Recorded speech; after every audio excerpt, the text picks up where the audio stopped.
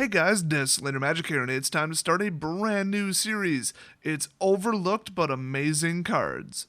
I'm only going to cover one card per because, I have to really explain why I think the card's totally awesome. I did do the weirdest cards in all of Magic as a series, and every one of those videos had 6 to 8 cards in it, I'd say.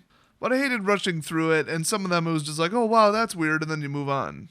Whether the cards were commonly known or commonly unknown, I put them in the list just for being absolutely just weird, just utterly weird. So for this series, I'm just going to do really, really noteworthy cards. They're either just unbelievably powerful, but not commonly played in a whole lot of decks, or they're just unbelievably weird and unique in what they do, and also not played in a whole lot of decks.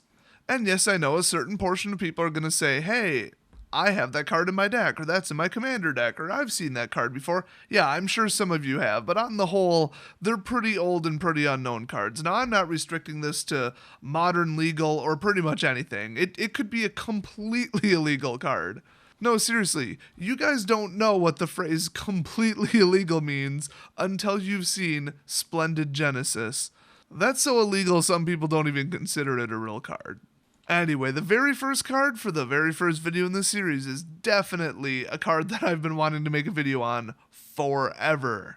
I think I briefly mentioned this, at least in the comment section of my video, about what if Magic played without lands, honestly, quite a lot of other games. And yeah, if you went to the Pro Tour with one of the best decks out there and then lost, it was probably due to lands, unless you made mistakes. I mean, you can just get really, really, really unlucky when it comes to lands in Magic. It's one of the most broken parts of the game.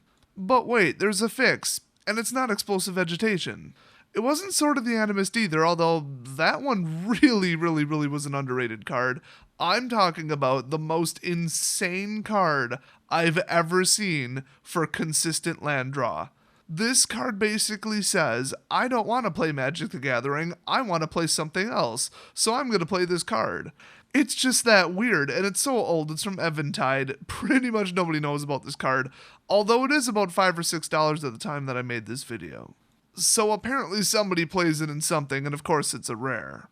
I'm talking about Endless Horizons. It is a 4-cost enchantment, and it states that when it comes into play, search your library for any number of Plains cards and remove them from the game, then shuffle your library. Why would you possibly want to do that? Well, maybe because at the beginning of your upkeep, you may put a card you own exiled with Endless Horizons into your hand. Guaranteed 1 Plains draw per turn. And it's not even technically a draw. But wait, it gets better. If you're playing mono white, there are now no lands left in your deck. 100% of your pulls late game are going to be non-land. The problem with Magic the Gathering is, on turn 15, if you draw a land, you just drew a dead card. I mean, unless you're playing Landfall or you really need to get off that 10-cost spell, drawing a land late game, you lost your turn, basically. I mean, yeah, you can still attack and do whatever, but it's not a productive top deck. From what I've heard, this is a bit of a commander card, and yeah, it is definitely in my commander deck. Because you can just go get 33 lands out of your commander deck or whatever you want, just take all the plains out if it's mono white, and ta-da, your mana fixed for the rest of the game. If somebody finds a way to clear your exile, then you've got a problem, but there's just no reason to play a card that does that, and almost no cards that do that.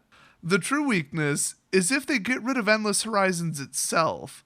If you took 100% of the plains out, or honestly even 75% of the plains out of your deck, and then somebody gets rid of this enchantment, you probably just lost the game. So, little bit of a downside there.